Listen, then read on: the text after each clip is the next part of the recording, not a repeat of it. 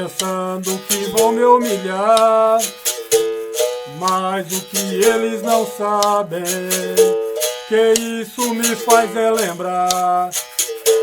Eu vim daquela raça de nego que lutou pra se libertar.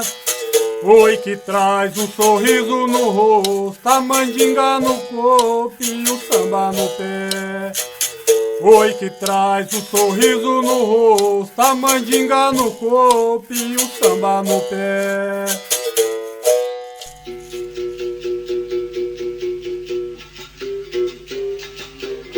Jogo de dentro!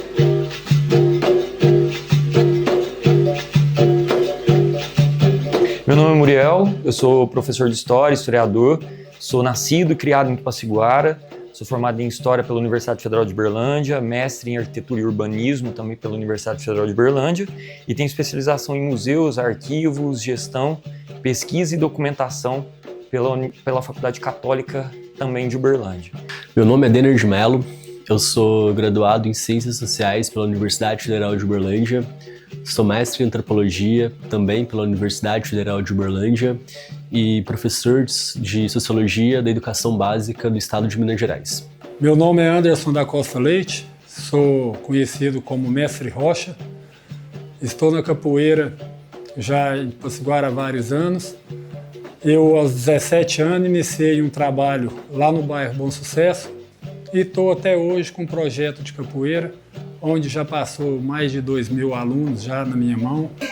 Meu nome é Anderson Honório de Oliveira, eu estudo na PAI há 18 anos e eu faço capoeira com o Mestre Rocha. A primeira corda que eu peguei foi branca com amarela, depois foi branca com azul e agora eu estou na vermelha com amarelo. Sou Maristela, mãe fundadora da PAI de Tupaciguara desde 1991 e hoje eu estou na função de diretora. Então, a capoeira ela é uma manifestação cultural afro-brasileira, né, que tem a sua ligação histórica com a escravidão no Brasil, com o processo de escravização no Brasil. Então, falar de capoeira sem falar de escravidão, nós não conseguiríamos fazer essa ligação do passado com o presente, dessa manifestação cultural tão importante para o nosso país. Então, a capoeira está intrinsecamente ligada aos anos de 1500, quando Portugal vai na África, escraviza povos, inicia-se um processo de sequestro da população africana para um território completamente diferente que era o Brasil, e essa população que foi escravizada, que foi tirada do seu território, tirada de sua área de convívio, de vivência, eles são obrigados a entrar em navios tumbeiros e desembarcam em uma terra completamente diferente, trazendo na sua bagagem o medo do desconhecido e de tudo aquilo que aconteceu com o processo de escravização.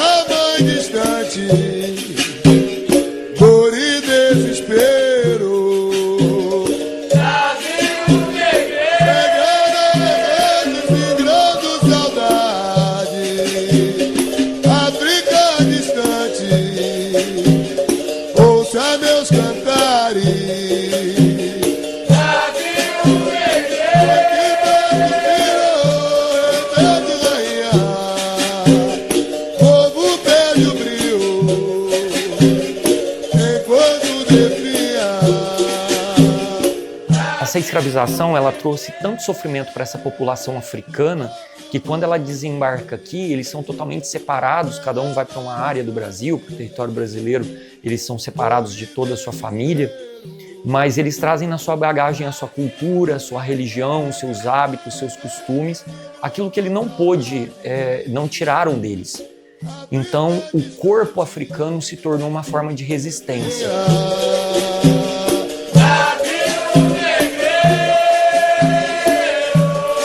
A capoeira é uma expressão cultural e isso é um dado bastante importante porque, antropologicamente falando, né, o que seria uma expressão cultural? Expressões culturais são todos aqueles elementos que envolvem as crenças, os valores, as ideias, a identidade de um grupo. E, inegavelmente, a capoeira, ela representa tudo isso para uma parte bastante significativa da população brasileira. E a palavra capoeira, ela tem, segundo alguns pesquisadores, existem duas explicações para ela. As duas explicações principais, a primeira, que é a mais utilizada, é porque a palavra capoeira, ela deriva do tupi, e no tupi o significado é a mata que existia, ou um lugar que foi desmatado, um terreno onde existia uma mata e não existe mais. É um lugar que foi desmatado para a formação do quilombo, né? E lembrando que na estrutura social brasileira, cultural brasileira, essa população ela fugia para lugares para ficarem seguros, mas também nas áreas urbanas elas eram afastadas dos centros urbanos e elas eram colocadas nas periferias. O que a gente pode chamar de quilombo era o local de resistência, mas a capoeira era a área onde eles desmatavam para construir os quilombos, mas também para fazer essas áreas de moradia, onde eles não poderiam morar nos centros das cidades, eles iam morar nas áreas periféricas. Então essa é a primeira explicação, então essa região desmatada era chamada de capoeira. Mas alguns outros especialistas, pesquisadores afirmam que a palavra capoeira também pode ter vindo de cestos feitos de vime ou de bambu, balaios, onde eram colocadas galinhas, que eram vendidas pelos escravos nos centros, nas áreas urbanas do Brasil, e esses escravizados vendiam essas galinhas obrigados a vender para os seus donos, né? Nas ruas, e em determinados momentos eles paravam com esses cestos em algum lugar e iam lutar capoeira com os seus conhecidos ali nas ruas das cidades. Então existem essas duas versões, todas são utilizadas para explicar a palavra capoeira. Tá? Não há nenhum registro histórico sobre de onde vem a palavra capoeira. Essas duas versões são as versões mais explicadas. Não há nenhum registro realmente oficial comprovando. Portanto, foi a história oral que trouxe esses relatos para todos nós. Tá? E na antropologia, a gente sempre tenta buscar aquilo que nós chamamos de função simbólica de algum elemento da cultura e a sua razão prática. E quando nós pensamos em capoeira, inegavelmente, né, tem toda uma questão simbólica, né, que envolve toda a questão da resistência cultural, porque durante bastante tempo, né, durante o período da escravidão, a capoeira ela funcionou como um elemento, né, de relembrar a identidade, relembrar a ancestralidade desses povos, né, que foram trazidos enquanto cativos do continente africano para o nosso país. E quando nós pensamos em razões práticas, inegavelmente também a capoeira ela traz esse elemento, né, de autodefesa. Então, pensando, né, em um contexto de escravidão e um contexto pós-abolição de escravidão, onde tínhamos, né, todo ali a discriminação, o racismo, a violência com a população negra bastante flagrante, essa questão da autodefesa também era uma razão prática bastante necessária por todos os praticantes. A gente passa por vários campeonatos, a cada corda que a gente passa, a gente tem avaliações, né? A gente fica, vários professores, mestres, a gente passa num local que só instrutor para cima pode participar, é onde cada corda acima da corda de professor, você tem que fazer aquela avaliação que passa quase que a noite inteira. É uma emoção bem grande, a gente faz todo quanto é tipo de jogo, troca porrada. É sangue na veia, é o ar do meu pulmão. Eu sou. Eu sou a resistência. Eu sou o grito de uma nação que é guerreira. E viva Deus que criou esse mundo. E viva o negro que criou a capoeira. Eu sou. Eu sou a resistência. Eu sou o grito de uma nação que é guerreira.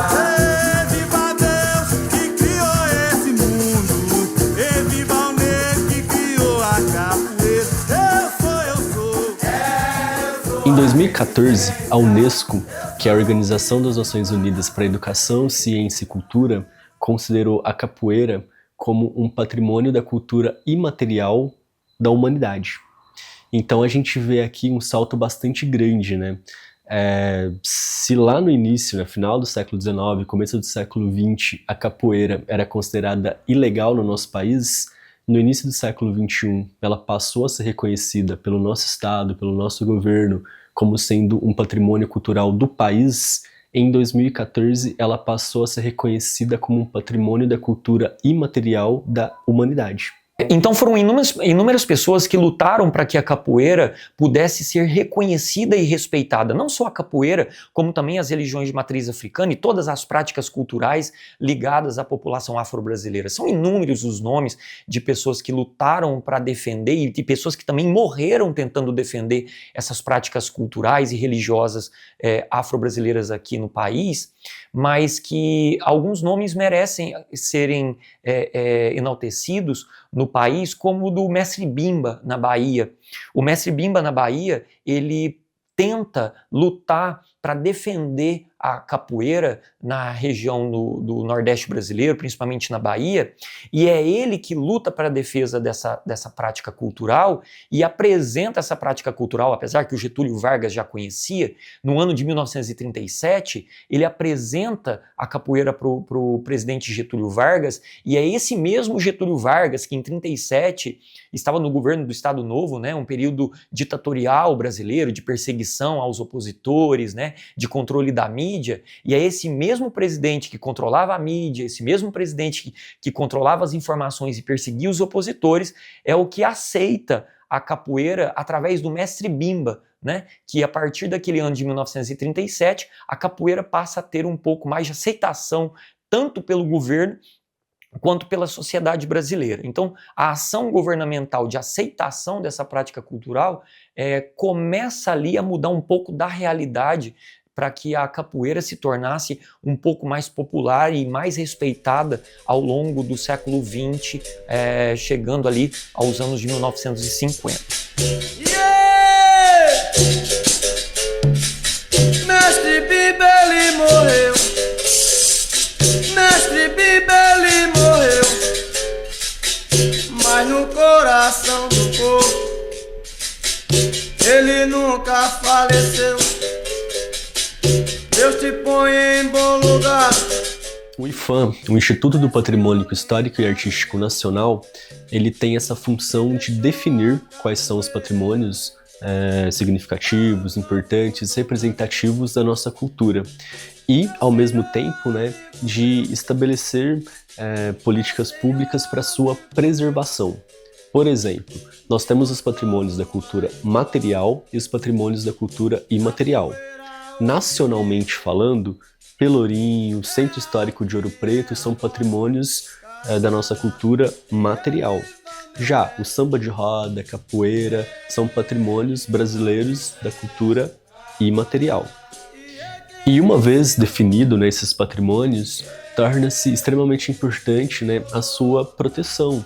Por exemplo, aqui na nossa cidade, aqui em Tupaciguara, eu nasci, cresci, moro, trabalho aqui, nós temos alguns patrimônios que são protegidos, né? São tombados, são protegidos, como o atual CCTU, né? Centro de Cultura de Tupaciguara, que é extremamente importante, já foi Prefeitura Municipal, já foi Câmara Municipal, hoje é um Centro de Cultura, a imagem de Nossa Senhora da Igreja Matriz, o Museu de Tupaciguara. Então, esses são todos espaços, né, protegidos por lei. Não é possível, né, fazer nenhum tipo de alteração na sua estrutura, na sua forma física. Nesse sentido, proteger a cultura material é relativamente simples. Mas e como fazer isso, né, com a cultura imaterial? Não tem como a gente colocar um capoeirista, um grupo de capoeira, uma roda de capoeira exposta para sempre, né, em um museu, por exemplo. Então, nesse contexto, torna-se extremamente importante, né, por parte do poder público, um incentivo da prática, o financiamento de congressos, um incentivo, né, dos mestres para que mantenham, né, as suas escolinhas de capoeira, as suas palestras, É extremamente importante o ensino da capoeira na educação básica e atitudes como essa, de estar promovendo, né, a produção de materiais audiovisuais, de livros, de trabalhos, de pesquisa, para que, de fato, né, essa expressão cultural tão importante do nosso país, reconhecidamente importante, né, por meio do IFAM e por meio da Unesco, para que tudo isso, né, para que todos esses elementos envoltos na prática da capoeira, todos esses elementos envoltos na roda de capoeira permaneçam protegidos e para que as novas gerações possam ter contato com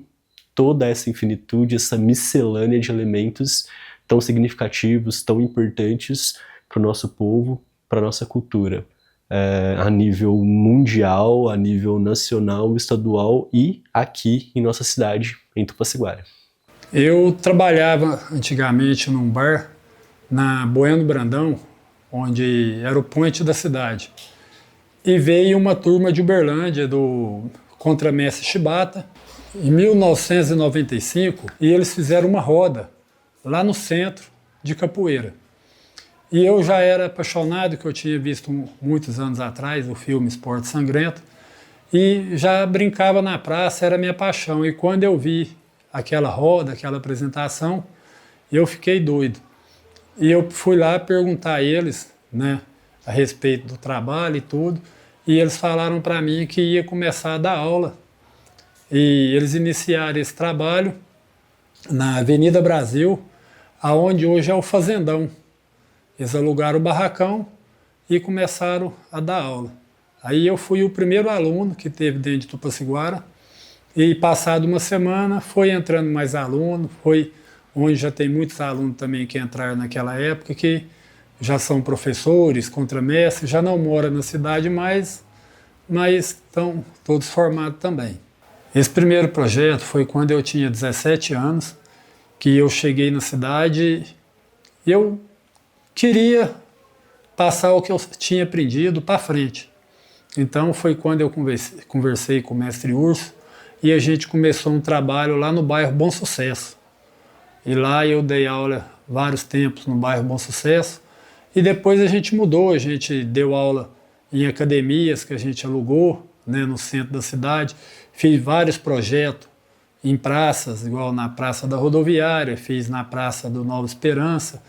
Então, em várias praças, a gente já teve muitos projetos para não deixar a capoeira morrer aqui dentro de Tupaciguara. Quando eu dava aula na Uruguaiana, minha avó tinha me cedido o barracão para me dar aula. Aí, com o passar do tempo, eu precisei desocupar o barracão, porque era da família, e eu tive de alugar um barracão para me dar aula.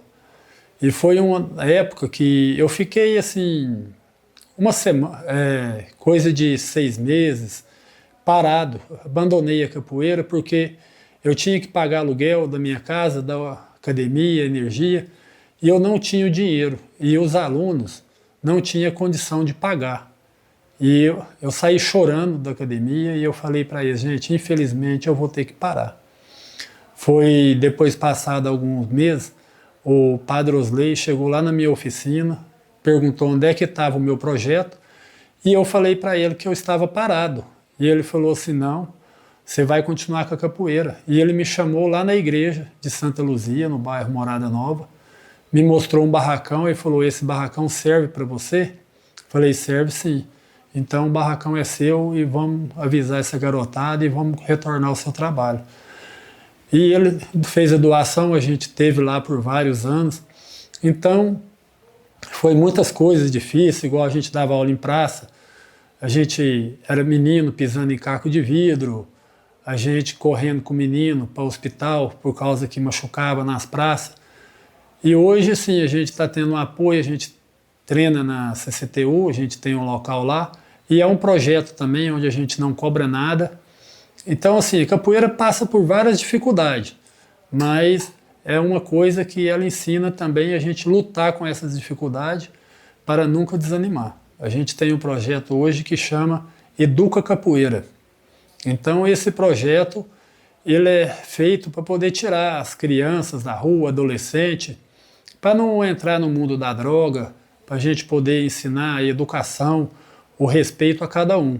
Nós começamos o trabalho de capoeira por uma sensibilização do professor Rocha, né? Ele teve uma empatia, né, com o público, e há mais de 10 anos nós desenvolvemos essa atividade. E ela ocorreu dentro da instituição de forma voluntária, agora que nós estamos trabalhando com projetos. Melhorou a ansiedade, melhorou a cabeça, melhorou